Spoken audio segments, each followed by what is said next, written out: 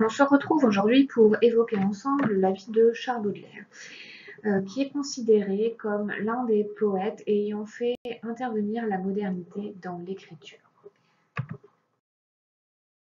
Nous avons tout d'abord insisté sur la vie chaotique qu'il a pu mener et sur son enfance mouvementée. En effet, Baudelaire vint au monde le 9 avril 1821. Sa mère s'appelait Caroline Dufay. Elle a alors 27 ans, alors que son père, Joseph-François Baudelaire, est déjà sexagénaire. 6 ans plus tard, celui-ci décède. Le 8 novembre 1828, sa mère se remarie avec le commandant Jacques Opic, un homme très sévère, très austère, avec lequel Baudelaire ne s'entendra jamais. Donc cette situation familiale va forcément avoir un impact sur sa personnalité et aussi plus tard sur son œuvre. Si l'on évoque la scolarité de Baudelaire, celle-ci est également chaotique. En effet, Baudelaire va tout d'abord suivre une scolarité au collège à Lyon, puisque son beau-père, Opic, est nommé dans cette ville. La famille va alors ensuite revenir à Paris, suite à une nouvelle mutation du général. Baudelaire entre alors au collège Louis-le-Grand.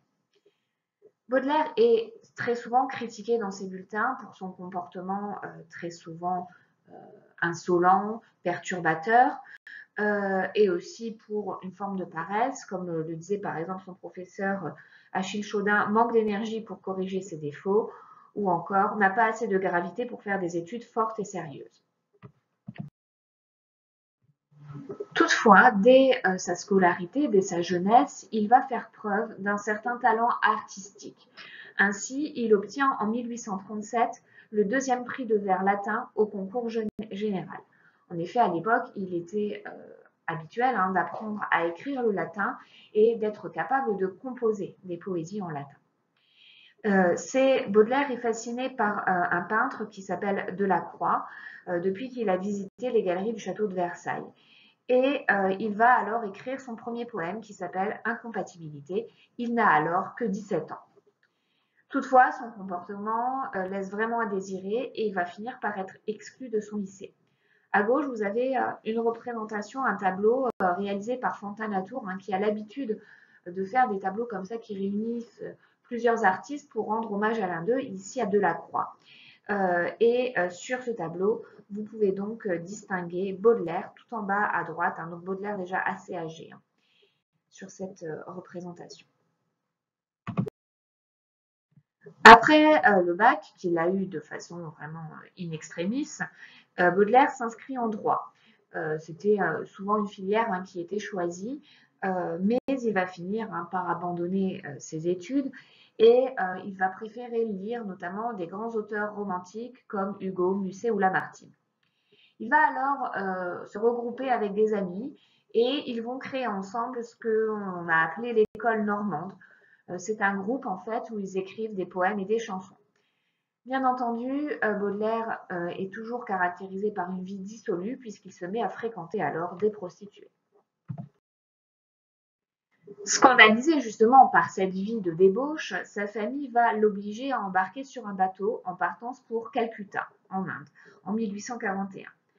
Ce voyage va être vraiment inspirateur pour Baudelaire puisqu'il va éveiller sa sensibilité et c'est pourquoi l'on retrouve très souvent dans les poèmes de Baudelaire les thèmes de la mer, de l'exotisme et du voyage. Il fera une escale d'1 semaine à l'île Maurice chez Monsieur et Madame Otard de Bragard où il y aura vraiment une relation qui va s'instaurer entre Baudelaire et Madame Otard à tel point qu'il va lui écrire des vers. Puis il fera également un séjour à l'île de la Réunion. Il ne reviendra en France qu'en février 1842. Il rencontre alors Jeanne Duval, une mulâtresse, c'est-à-dire une métisse, mais on donnait ce nom-là à l'époque, au théâtre de la Porte Saint-Antoine.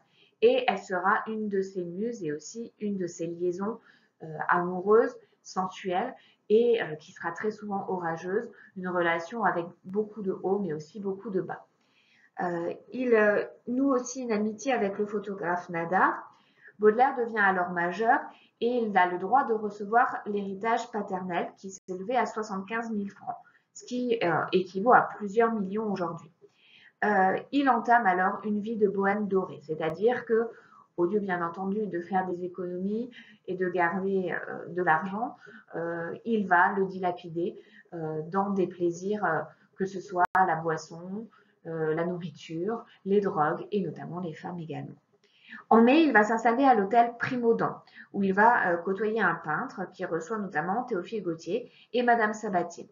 Madame Sabatier sera une autre de ses muses.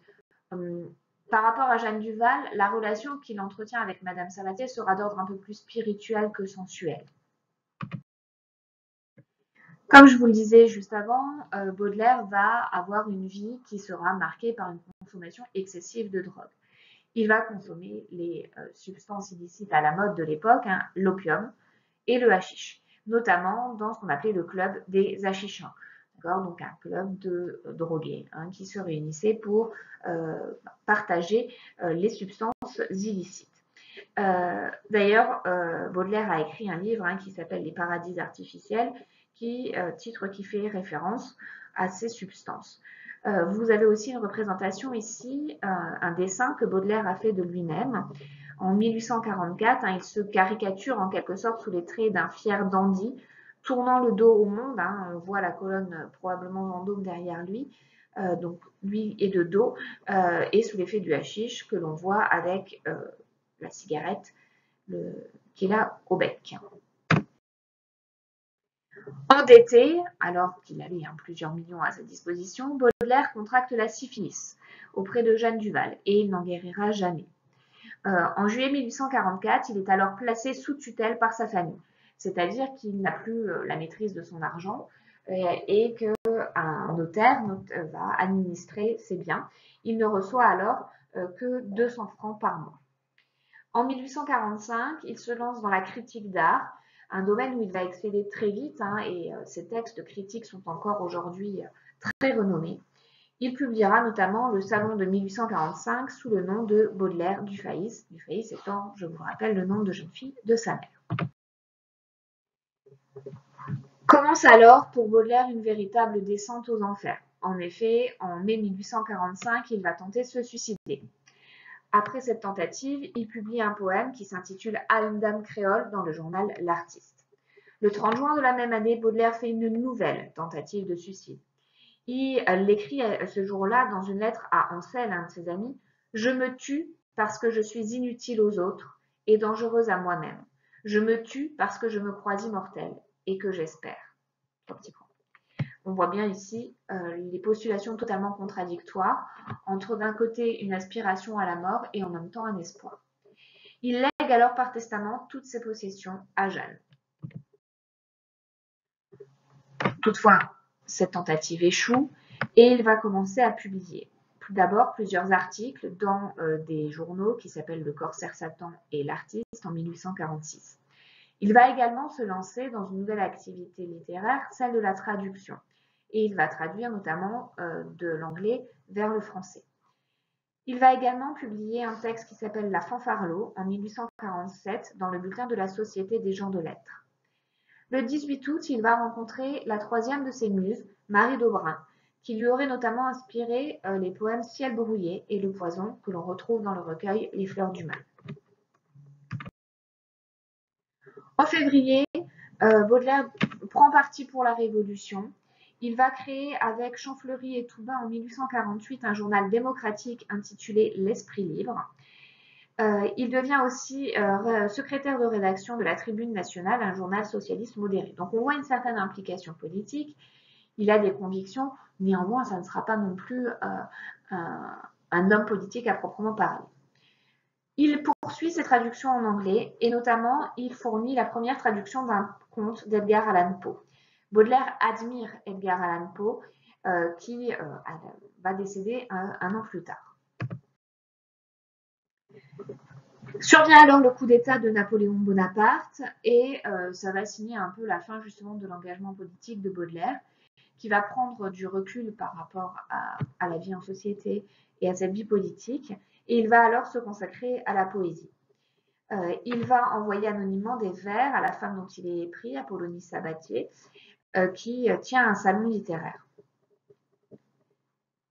Il envoie également les premiers poèmes du futur recueil Les Fleurs du Mal. À droite, vous avez une représentation d'Apollonie Sabatier. Alors, en 1855-1856, paraît la première publication des Fleurs du Mal dans la Revue des Deux Mondes. Le recueil ne contient alors que 18 poèmes. La vie amoureuse de Baudelaire est toujours aussi chaotique puisqu'il finit par rompre avec Jeanne Duval et vit avec Marie d'Aubrain. Il arrive alors à signer un contrat avec Poulet Malassis et de Broise, qui sont des libraires et imprimeurs, pour la vente des Fleurs du Mal. Là, ici, sur votre droite, vous avez la page de titre de l'édition de 1857 des Fleurs du Mal, qui est une épreuve corrigée par Baudelaire. On voit en effet toutes les ratures, les précisions qui sont apportées sur la page. Le manuscrit est alors remis à Poulet Malassis et on a donc une véritable première édition des Fleurs du Mal en recueil qui regroupe tous les poèmes écrits par Baudelaire depuis 1840 et cette publication a donc lieu en 1857. Ça déclenche alors un véritable scandale. Notamment, Gustave Bourdin dans Le Figaro dénonce l'immoralité du recueil. Et en juillet sont entamées des poursuites judiciaires contre l'auteur. Le 20 août, il sera condamné à 300 francs d'amende et à retirer 6 poèmes de son recueil qui portent atteinte à la morale et aux bonnes mœurs, selon le juge. Alors, de 1858 à 1860, au niveau de sa vie personnelle, Baudelaire va enfin se réconcilier avec sa mère, qui est partie vivre à Honfleur depuis le décès d'Opic. Jeanne Duval, quant à elle, devient paralysée et entre en maison de santé. Et le poète lui-même fait sa première crise cérébrale. En termes de publication, il va publier la première partie des Paradis artificiels dans la revue contemporaine. Il se met aussi à l'écriture de poèmes en prose et il est de nouveau très endetté. Il passe alors un nouveau contrat avec Poulet Malassis pour une nouvelle publication des Fleurs du Mal et des Paradis artificiels. En 1861, Baudelaire sombre à nouveau. Il fait plusieurs tentatives de suicide. Il va déposer sa candidature à l'Académie française, mais il la retirera sur les conseils d'un écrivain qui s'appelle Sainte-Beuve. En termes de publication, il fait une nouvelle édition des Fleurs du Mal qui contient 35 nouveaux poèmes et il se lance dans un projet de journal intime qui s'appelle Mon cœur mis à nu. De 1862 à 1865 se produit une rupture définitive avec Jeanne.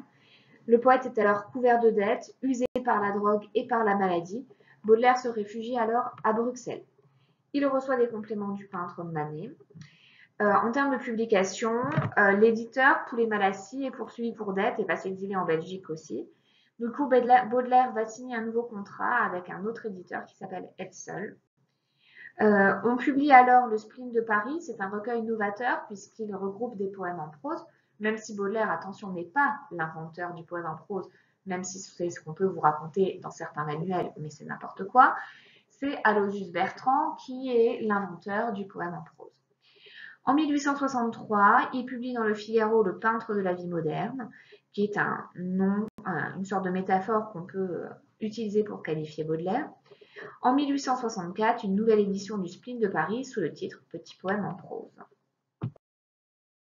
Là, vous avez un portrait posthume de Baudelaire réalisé par Manet d'après un cliché du photographe Nadar. 1866-1867, on arrive à la fin de la vie de Baudelaire.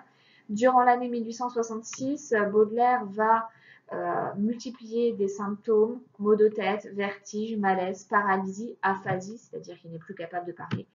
Il sera alors transporté dans une maison de santé.